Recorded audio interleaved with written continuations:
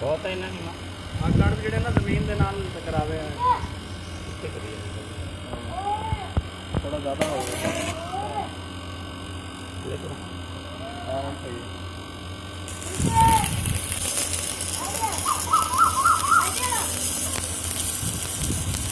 दूसरे पास टुकड़ा लगेगा ना पहले पास हाँ ना